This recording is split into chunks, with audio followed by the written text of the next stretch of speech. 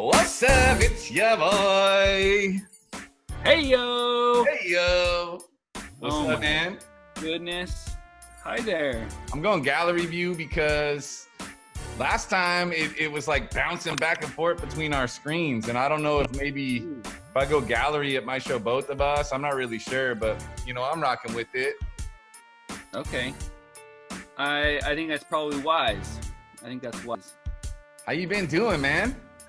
It's been a little bit crazy. We're doing coordinator interviews. We're kicking off class office interest and campaigning. We're looking at houses. We're about to, we had Braven's birthday. My birthday's later this week. Yep. I'm getting old. 5 days, yeah? Yep, 5 days. Man, I think Josh Lee's birthday is really soon too. Is it today? Today. Josh Lee's birthday is today. Today? Yeah, I heard everyone threw a little. I heard they threw a little surprise birthday party. I hope that they, socially distanced. And I also want to know we were not invited. I want to note that. I didn't get no invite. That's interesting because I felt like Josh and I were pretty close. Same here. I did too, but I guess. Well, it's not Josh's fault. It was a surprise for him. So that's true. Josh, you're off the hook. Happy birthday, Josh Lee. Yeah. Happy birthday, Joshua. Man, the big 1-4. That's what a year. I remember when I turned 14. Awesome. Actually, I think the year I turned 14, or maybe it was 16, was when the OJ chase happened on that day. The OJ Simpson chase. Wow. Yeah. Crazy. The white Bronco. Yeah, I remember. I was in 6th grade. We watched part of it in my class. I remember that. Yeah, that was the hearing. We watched the hearing in my class. Yeah, because it happened in the evening. Because I remember getting home. We had just gone to dinner at the Space Needle for the very first time in my life. I mean, we did not do big dinners like this. I've never been as a family. It was a major fancy dinner. We got home and turned on the TV, and O.J. Simpson's running from the cops. Oh my gosh. Anyways, but I think he's actually turning 18 is my understanding, my guess, my hunch. It's a big deal. So happy 18th birthday, Josh. Hope you're doing well out there. Can you imagine if Josh Lee was not born? The world would not be the same. It truly would not. I know I wouldn't be the same person. One of my favorite notes I've ever gotten from a student happened at the beginning of this year. From that young man. He challenged me in ways that I don't really get challenged very often from kids, and I loved it.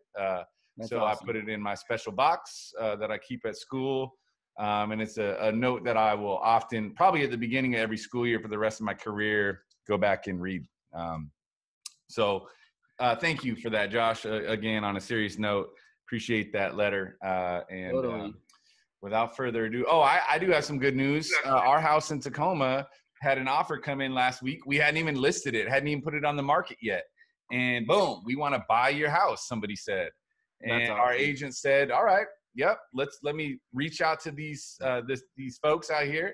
So our agent reached out to us and we approved their offer. And we'll see. Hopefully, if all things go well, it'll be closed by June 10th. So wow. Good news in the Slater household. Excited to be done with that house.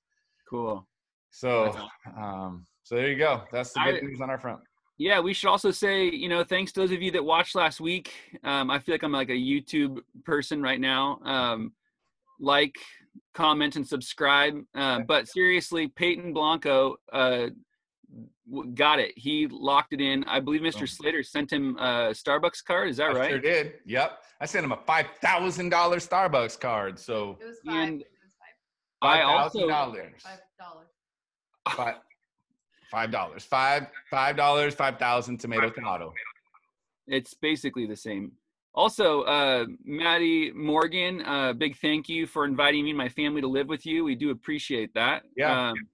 That was really generous. I know you're going to be leaving for college, so I figure at least one bedroom will be open, so we can just move right in there. Your little brother, I'm sure, would be a great role model for my son, Elliot. So lots to look forward to there. Yep, it's exciting. Let me know when you guys make that move. I can help you out, help you move into their place. I hope that Maddie's bedroom is like decently sized because there's 5 of us. So that's a lot of people to squeeze in. So, but anyhow, a couple bunks and you're good. Mm-hmm. So good. Well, hey, let's talk about this week's character goal. I like it. So my wife was eavesdropping on our conversation, as she's more than welcome to do, because she's literally sitting right next to me right now. Wenzel and I were talking about this week's goal. We wanted it to be more you-centric. I know a lot of, the heart and soul of servant leadership is serving others, but it is important that you take care of yourself. And so we were talking about, some quotes to guide the goal this week. And my wife said, you can't pour from an empty bucket. And Wenzel and I love that. And we thought it was really good. She shared an idea of a video that she watched that I think we'll probably link below for you to watch as well. That's on YouTube. And it talks a little bit about just the importance of filling your own bucket, making sure your own bucket is full, so that way you can serve others. And right now, Wentz, tell them a little bit about what your hope is for them, because I know that things are getting old. We just on the 13th was the 2-month mark 2 days ago. We hit the 2-month mark of our last day of school that we were together. This is getting old. People are getting tired of this.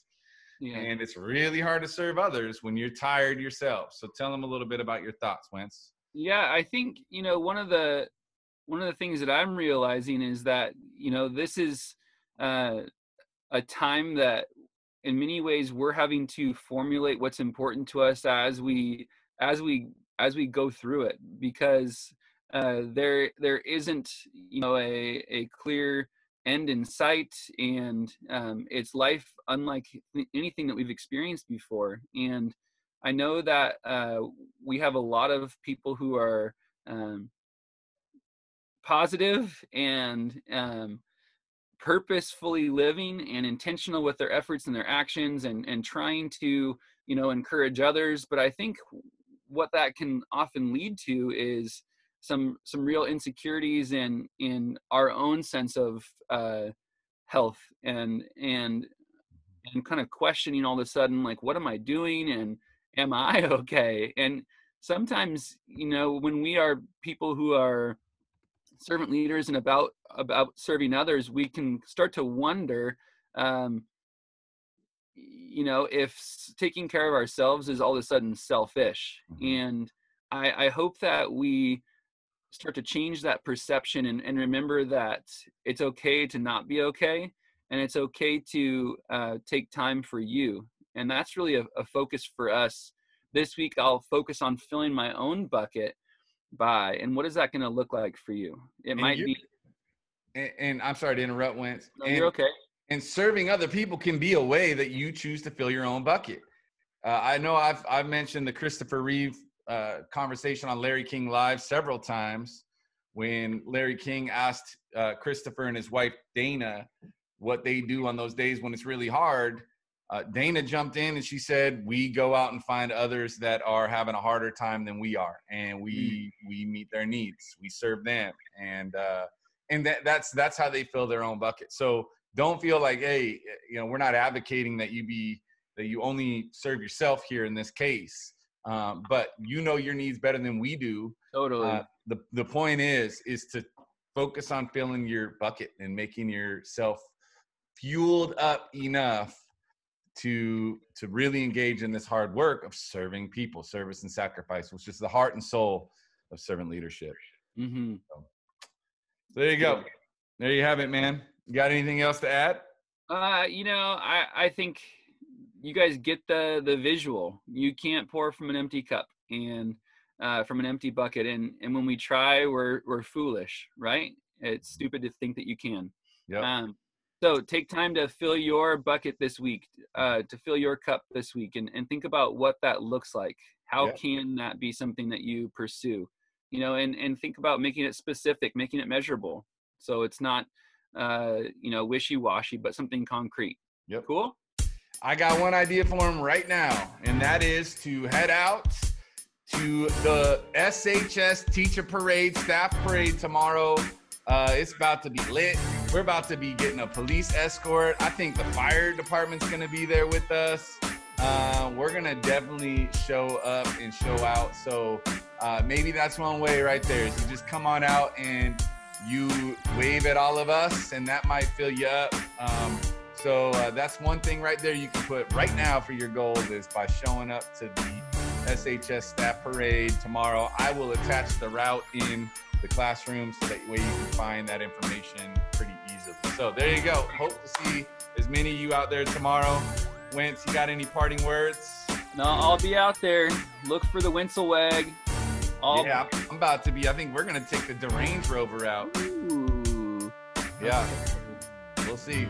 Kind of a gas hog, but, you know. Ludacris. He's not a liar. You can't lose 22s. I figure for a parade, that might be something we need to, you know. I think it's a parade-worthy vehicle. Yeah. So there you go. All right, guys. Well, we miss you. We love you. Fill that bucket. We'll talk to you next week. Take good care. Bye, guys.